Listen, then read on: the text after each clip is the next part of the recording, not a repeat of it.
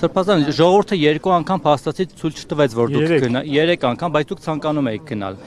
Հիմա եթե ժողովուրդը էլի ցույց չտա, որ դուք գնաք քննչական կոմիտեին, կխնդրեմ, որ ցույց տա։ Հիմա դուք եք ընդդիմանալու ժողովրդի կամքին։ Որովհետև նախ շնորհակալություն բոլորին այն պահվածքի համար, որ ցուցաբերեցիք, խորապես շնորհակալ եմ եւ անձնապես եւ իբրև հոգեվորական, բայց իրենք հասկացան, կարծում եմ, որ գոնե իրենք այս բանով հասկացան, ինչի համար եմ սա ասում, ինչպես տեսնում եք, վարույթը ձեռնարկվել է ամսի 17-ին, իսկ կարող էին շատ հանգիստ, շատ մեգուսի ձերբակալել ամսի 17-ին, 18-ին, 19-ին, 20-ին եւ մինչեւ 26-ը ներառյալ։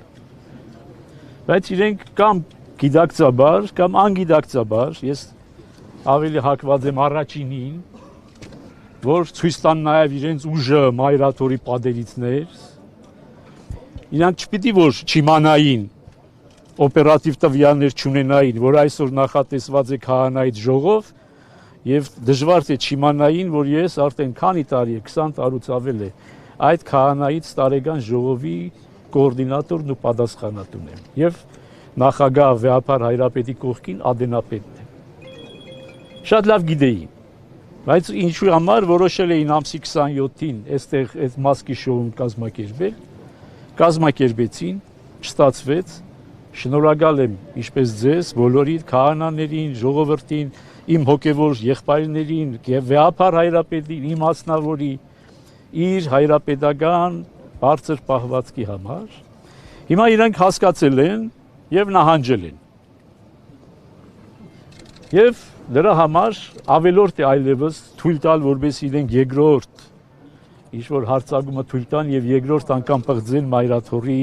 հոգեպարար, հոգևոր մթնոլորտ։ Ես որևիցե բանից չեմ վախենում։ Այս մեղադրանքը բացարձակ շինծու ապօրինի մեղադրանք է։ Ես երբեք չեմ թաքնվել, երբեք էլ չեմ խոսապել, իմ ասածներից էլ չեմ հրաժարվում, ասել եմ, լավ եմ արել եւ պիտի շարունակեմ նույն ոգիով։ Եվ հիմա միակ խնդրանքս է, որ թողնեք, որպես ես նստեմ մեքենան եւ մեր սիրելի փաստաբանի հետ գնամ քննչական կոմիտե ներկայանալ։ Սրբազան ինչու մեկ տարի առաջ արված հայտարարությունը հիմա դարձավ քրեական վարույթ հարուցելու։ Ինչը։ 2 տարի առաջ։ Դե այդ մասին պետք է գնանք խոսանք, չէ՞։ Այդ մասին պետք է խոսենք։ Բա գնում ենք խոսելու։ Եվ Բա ხო չենք լռելու, գնում ենք խոսելու։ Այսօր ժողովուրդը խնդրում է մի հատ ոչ մեկ համաձայն չի որ դու գնաս։ Սրբազան ասում եմ լավ եմ արել նկատի ունեք այդ հեղաշրջանը։ Աթեզ ինչ ինչը նկատի ունեմ այդ կաղապը։ Ինչ որ ասել եմ, այից մինչև փակ։ Ոչ ես կշտում, ասում եմ այից մինչև փակ։ Սրբազան, պարզ է որ ձեզ եւս կկալանավորեն, ինչպես կալանավորեցին Բագրատ Սրբազանի մյուսներին։ Ամեն ինչ մարդու համար է։ Դուք պատրաստ եք կանխատեսում եք այս ամեն ինչը Մեկ է, ինձ համար մեկ է։ Մենք այս աշխարհում հոգևորականներս ապրում ենք իբրև աքսորիալ։ Հիմա բանդում կլինի, բանդից դուրս, ամեն տեղ էլ մեզ համար բանդ է։ Բայց որտեղ է, որ Աստված մոտիկ չի։ Ամենուր Աստված մոտիկ է, նաև բանդում։ Բայց այսպես բոլորը մեկուսացնելով հերթը կգա կասին վեհապար Հայրապետին ամբողջ եկեղեցուն։ Չի հասնելու։ Հիմա նախ եւ առաջ մեր գերագույն խնդիրը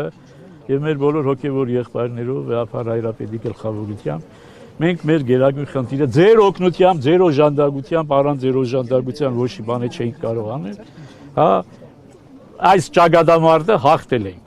Հիմա իրենց մենք պետք է, այսպես ասած, հաղթաթուղթ չտանք, որպես իրենք երկրորդ հարձակման իրավունքը ձեռք բերեն։ Արդեն իրենց նիկոլագանները ավելի այդ բանը տանում են համացանցում, որ ես թաքնվում եմ ձեր հետևում, ես թաքնվում եմ քահանաների հետևում, թաքնվում եմ եպիսկոպոսների եւ մյուսների հետևում, ես չեմ թաքնվում։ Թույլ տվեք իրենց ապացուցել, որ ես չեմ թաքնվում։ Եվ դուք էլ կարող եք այս ամբողջը արտահայտել այնտեղ, որտեղ ավելի հնարավոր է արտահայտել, քան թե փորձենք այս հոգևոր մթնոլորտը խաթարել։ Եթե կարծում եք սա ապօրինի է, ինչու եք գնում։ Որ ապացուցեմ, որ Ժողովուրդ ջան։ Բայց ճակատամարտը հաղթեցիք, պատերազմը ոչ դեռ։ պատերազմը